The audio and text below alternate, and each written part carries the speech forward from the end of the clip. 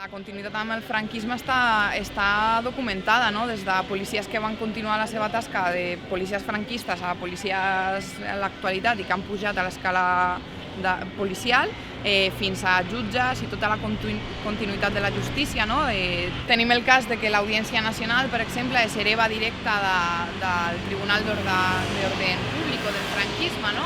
O també d'altres càrrecs que tenien un paper o van tenir un paper a la Guerra Civil, van continuar tenint-lo al franquisme i el continuen tenint ara. No?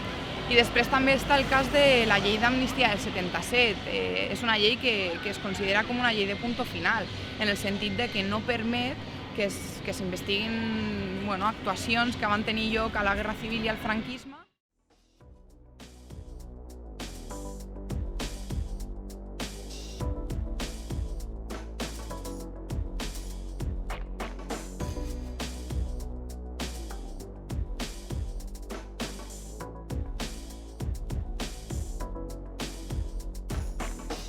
El 2018 em va denunciar Sebastián Trapote, que en aquell moment era el cap superior de la Policia Nacional a Catalunya.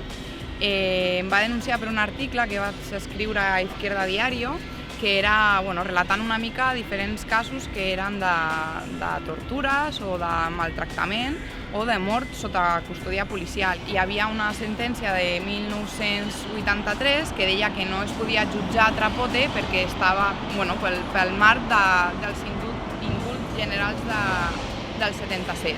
Nosaltres el que vam llegir aquesta denúncia com un intent primer de que no parlessin del passat de policies en actiu, i després també en tot el context de Catalunya com un intent també de netejar la imatge que tenia la Policia Nacional i en concret Sebastià Trapote, que va ser un dels màxims responsables de la repressió de l'1 d'octubre.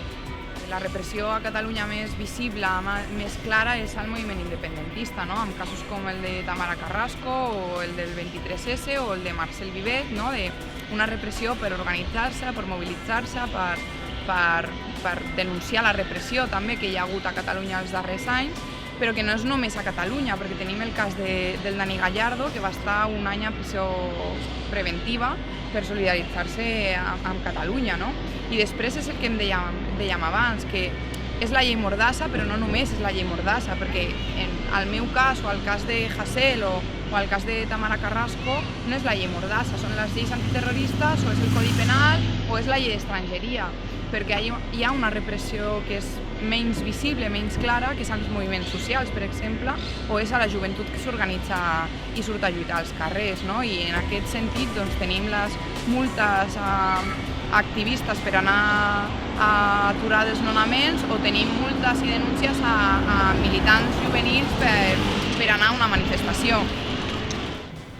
La Generalitat també està exercint un paper de repressió a Catalunya i també de contenció al moviment independentista i als moviments socials. No només els casos que està com a acusació, també si mirem qui va reprimir les mobilitzacions contra la sentència del procés van ser els Mossos.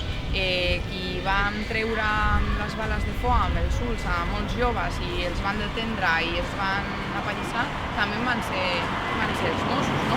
I no només això, el que dèiem abans, les multes que estan arribant a activistes per aturar desnonaments les estan posant els Mossos.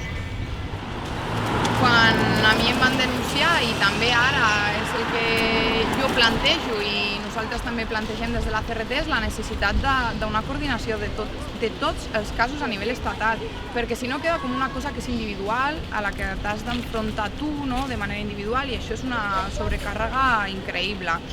Una coordinació estatal de tots els casos que, per una part, plantegi la necessitat de posar dempeus un moviment antirepressiu als carrers, no? En independència dels mateixos partits que mantenen les lleis que ens estan reprimint, no? I després també que plantegi la necessitat d'acabar amb totes les lleis lliberticides que hi ha en l'estat espanyol, que no és només la llei Mordassa, que com dèiem abans és el Codi Penal, són les lleis antiterroristes i també és la llei d'estrangeria. I això hi ha uns interessos per mantenir-la.